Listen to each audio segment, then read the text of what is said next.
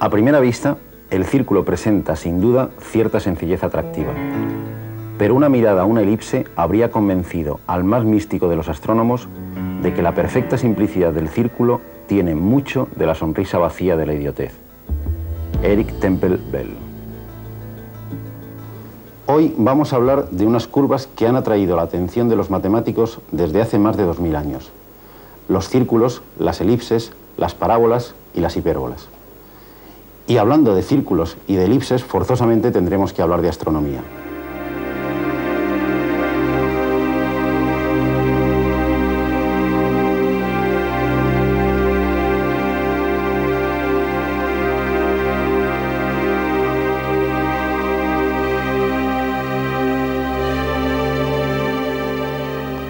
Pero estas curvas están mucho más cerca de nosotros de lo que podíamos sospechar.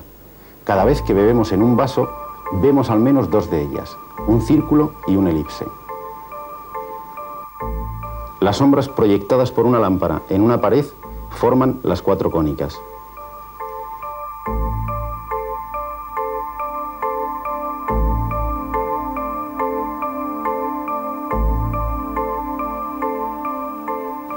A lo largo de la historia son frecuentes los casos en que ilustres matemáticos han dedicado una buena parte de su vida a investigar conceptos que en apariencia no tienen ninguna utilidad práctica. Luego, a veces 2 o 3 siglos más tarde, se descubre que esos conceptos que el matemático investigaba por mera diversión tienen una gran utilidad en otras ramas de la ciencia. Las cónicas son quizás el primer ejemplo de esta situación. Su descubrimiento, allá por el siglo IV a.C., está seguramente relacionado con los relojes solares, ya que el extremo de la sombra que proyectaban la varilla de estos traza arcos de estas curvas. Apolonio de Pérgamo es el autor del más importante tratado de la antigüedad dedicado a las cónicas. En este tratado muestra cómo pueden obtenerse cortando un cono, de ahí su nombre.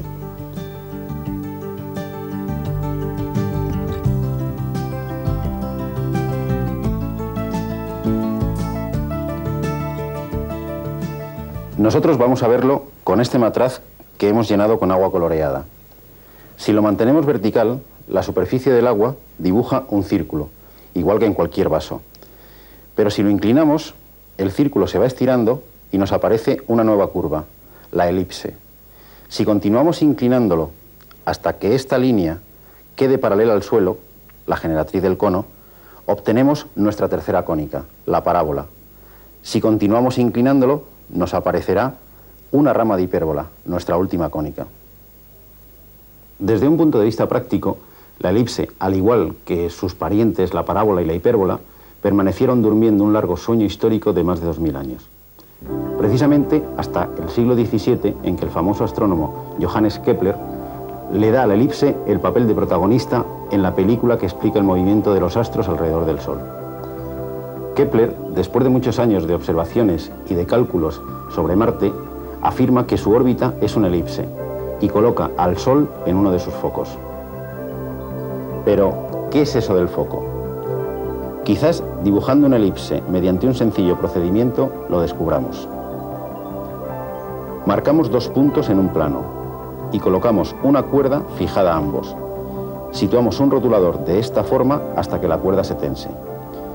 Si desplazamos el rotulador, se nos va dibujando una elipse.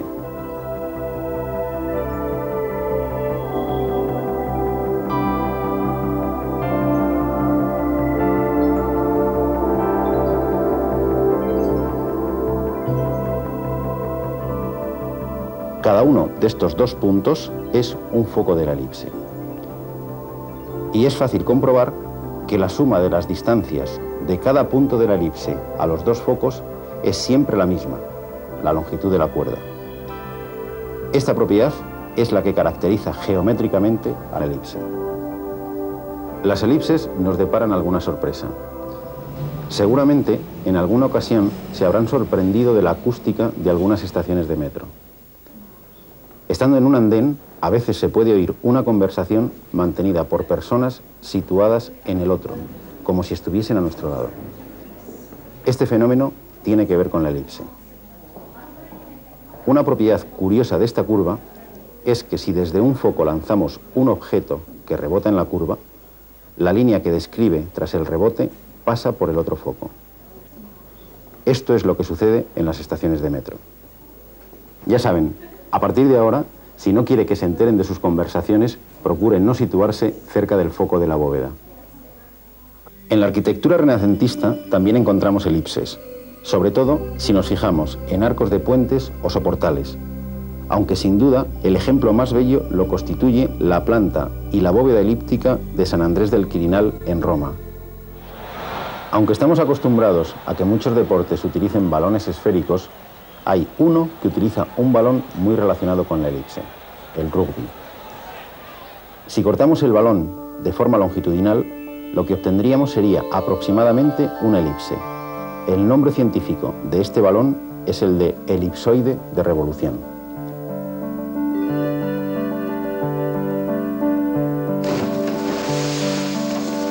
Pero no hace falta ir al rugby o viajar a Marte para encontrar elipses. Aprovechen sus paseos por las playas o por el río. Muchas piedras, debido a la erosión, tienen forma de elipsoide. Si las cortamos mediante planos perpendiculares, obtenemos elipses.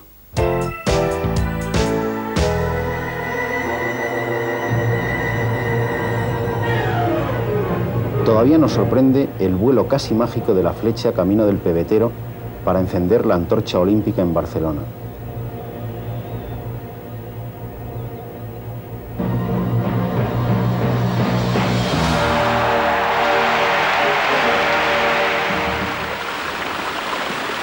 En apariencia, poco tiene que ver el efecto sedante que nos producen estas fuentes del Generalife con el vértigo de esta serie de triples de un partido de baloncesto.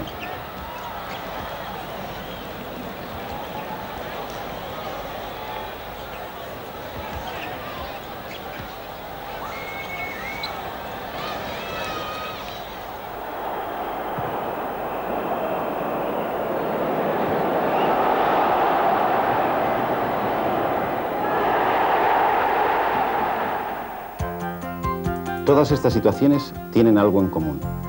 La trayectoria seguida en todos los casos es una de nuestras cónicas, la parábola. Este hecho, tan familiar hoy en día, fue descubierto por Galileo a principios del siglo XVII. Cualquier proyectil lanzado al aire describe una trayectoria en forma de parábola. Aunque fue otro matemático, Isaac Newton, el que desveló las ecuaciones que rigen estos movimientos, que no dejan de ser un caso muy especial de la ley de gravitación universal, la que explica el movimiento de todos los astros. Y hablando de astros, estas antenas de un observatorio astronómico, que sirven para estudiar las emisiones de radio de las estrellas y galaxias, le deben mucho a nuestra curva.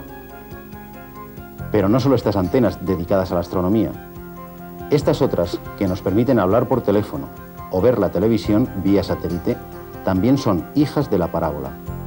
Por algo se llaman parabólicas. En efecto, si diésemos un corte transversal a una de estas antenas, la curva que se nos forma es una parábola.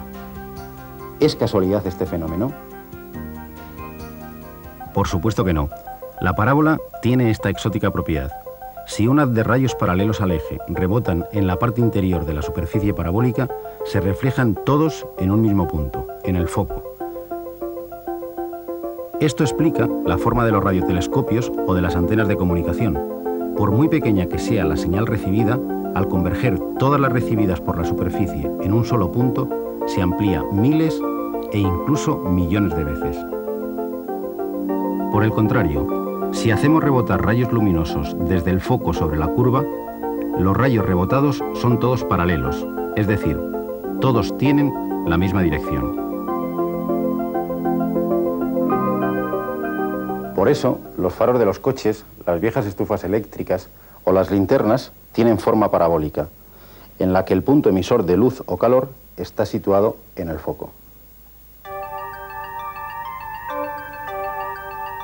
Todos estos objetos se obtienen al hacer girar una parábola sobre su eje. En matemáticas se llaman paraboloides de revolución. ¿Cómo se construyen las parábolas? Utilizamos una trama formada por circunferencias concéntricas cuyo centro será el foco y por rectas paralelas a la directriz. El vértice es el primer punto marcado, equidista del foco y de la directriz. Buscamos los puntos de corte de las rectas y de las circunferencias que se van alejando una unidad respectivamente de la directriz y del foco.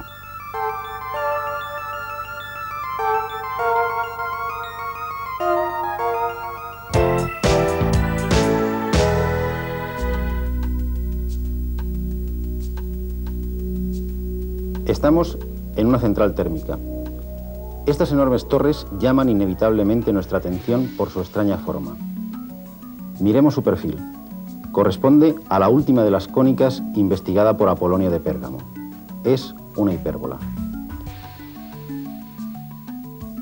Si colocamos una lámpara en esta posición, de modo que la luz se proyecte tanto por arriba como por abajo de la pantalla, en la pared se nos forman las dos ramas de una hipérbola.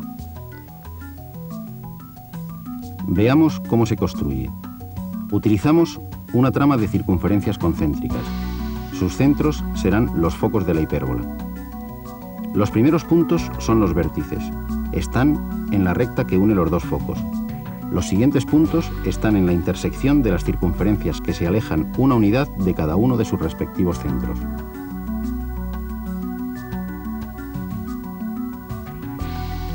Según nos alejamos del centro, las ramas de la hipérbola se aproximan cada vez más a estas rectas, aunque nunca llegarán a cortarlas. Estas rectas son las asíntotas de la hipérbola.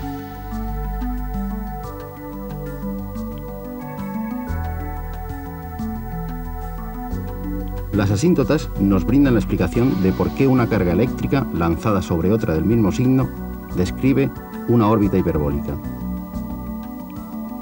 Dos cargas eléctricas del mismo signo se repelen y esta fuerza de repulsión es inversamente proporcional al cuadrado de la distancia. Cuando la carga en movimiento está lejos, la repulsión es débil. Su trayectoria se asemeja a una recta. Pero cuando se va acercando, la fuerza de repulsión aumenta rápidamente, curvando la trayectoria hasta trazar una rama de hipérbola. Al alejarse, la trayectoria se vuelve a aproximar a una recta, a la asíntota de la hipérbola. ¿Qué extraña propiedad tiene esta curva para que aparezca en situaciones tan distintas? Como la elipse, tiene dos focos. Recordemos que en el caso de la elipse, la suma de las distancias de cualquier punto a cada uno de los focos era constante. En la hipérbola sucede algo parecido, pero no es la suma, sino la diferencia de las distancias la que permanece constante en todos los puntos de la curva.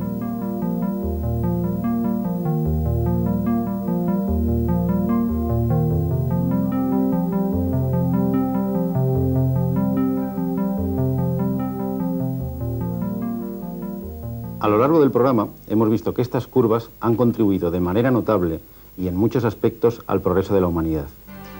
Sin su conocimiento, el hombre no habría pisado la Luna, ni enviado naves a Júpiter, y lo que es más grave, ni siquiera podría explicarse el movimiento de los planetas en el sistema solar. Sin embargo, una inquietante pregunta sigue flotando en el ambiente. ¿Qué llevó hace más de 2000 años a Apolonio, Arquímedes y otros sabios griegos a dedicar una parte muy importante de su vida al estudio de estas curvas? ¿Realmente fue solo el placer intelectual ante objetos abstractos tan exóticos? Seguramente nunca lo sabremos, pero eso no impide que les estemos profundamente agradecidos.